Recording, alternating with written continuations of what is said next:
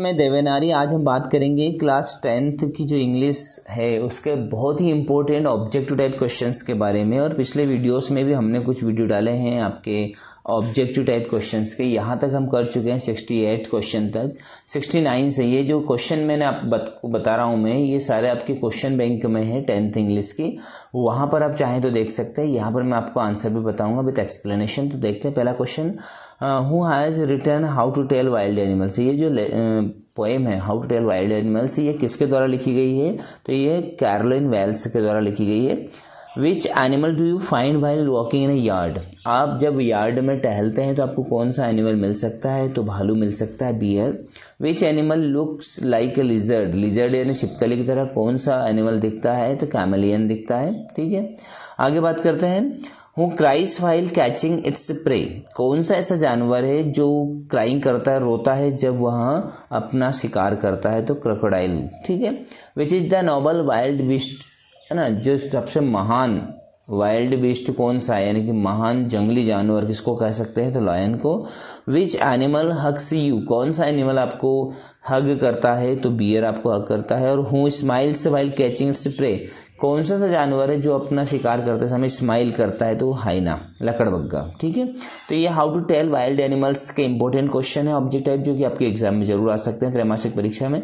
अब हम बात करते हैं पोएम द बॉल पोएम के बारे में। ठीक है, बॉल पोएम आपने यदि, है ना, अच्छे से एक्सप्लेन किया, जो है रीड की होगी आपकी क्लास में, तो आपको डेफिनेटली क्वेश्चन आते होंगे। Who has compose the ball poem. Ball poem जो है उसको किसने लिखा है? तो जॉन बैरीमैन ने उसको लिखा है। ए वाला इसका सही रहेगा आंसर। ठीक है, आगे बात करते हैं। Where was the boy staring down. जो लड़का है वो कहां पर नीचे झुककर कहां पर घूरता है? किसको घूरता है? कौन से पानी को? तो द हार्बर। हार्बर यानी बंदरगाह का जो पानी है वहां पर उसकी गेंद गुम हो जाती है, इसीलिए वो वहां पर घूरता है उस पानी को। What does a ball cost. जो बॉल है वो कितना कॉस्ट है? तो 1 डाइम। ठीक है। What was the boy playing with. लड़का किसके साथ खेलता है? तो बॉल के साथ खेलता है। वेयर डज द बॉल गो। गेंद कहाँ चली जाती है? तो कहां पर चली जाती है? In water. ठीक है, अब हम बात करते हैं अगला आपका जो लेसन है from the diary of Anne Frank. ठीक है, एन फ्रैंक की डायरी से इसके कुछ इंपोर्टेंट क्वेश्चन देख रहे हैं। तो Anne Frank was Anne Frank जो थी वो कौन थी? तो जर्मन और जैविस गर्ल थी, इसलिए बहुत ए एंड बी आएगा। एन फ्रैंक रोट हर डायरी वाइल। एन फ्रैंक ने अपनी डायरी किस समय लिखी थी? तो किस समय लिखी थी? यहां पर आ जाएगा while hiding with her family. यहाँ पर बी वाला है ना, जब वो अपने परिवार के साथ कहीं पे छुपी हुई थी, है ना, तो वहां पर उसने उसकी डायरी लिखी थी। Which of this is Anne's long waited friend. जो एन थी उसकी लंबे समय से प्रतीक्षारत जो दोस्त थी वो कौन थी? तो हर डायरी। अगला है which of this names did Anne give to her diary. Anne ने अपनी डायरी का नाम क्या रखा था? किटी रखा था उसने। ठीक है, अगला क्वेश्चन आता है 85। विच of this assigned an essay on the subject chatter box. Chatter box के ऊपर निबंध लिखने के लिए किसने कहा था एन को? तो मिस्टर किसिंग ने कहा था। Anne decided to write a diary because. Anne ने डायरी लिखने का फैसला क्यों किया? Because she had no close friends. Anne died because of. किसके कारण मर गई थी? कौन सी बीमारी? टाइफस के कारण। और a book in which you write down your thoughts and feeling is a, उसको क्या बोलते हैं? डायरी कहते हैं। ठीक है, चलिए 89 क्वेश्चन है। Which of this is true about Anne. Anne के बारे में कौन सी बात सत्य है इनमें से? उसकी बात सत्य है, सी वाज आउट स्पोकन। वो बहुत ही मुंह फट थी, मतलब कुछ भी बोल देती थी बिना सोचे समझे। Mr Keesing asked Anne to write an essays. Mr Keesing ने उसको ऐसे लिखने के लिए कहा था एज ए पनिशमेंट, है ना, सजा के रूप में। Who was mister Keesing? तो हर टीचर, उसके टीचर थे। और what was Margaret Franks birthday gift. जो उसकी बड़ी बहन थी मार्गरेट फ्रैंक, उसका बर्थडे गिफ्ट क्या था? तो हर सिस्टर एन फ्रैंक। और the final entry in the diary of Anne Frank was. Final entry कब हुई थी? 1 अगस्त 1944 को उसने आखिरी, है ना, इसमें लिखा था। और Anne Frank has become one of the most renowned and discussed of.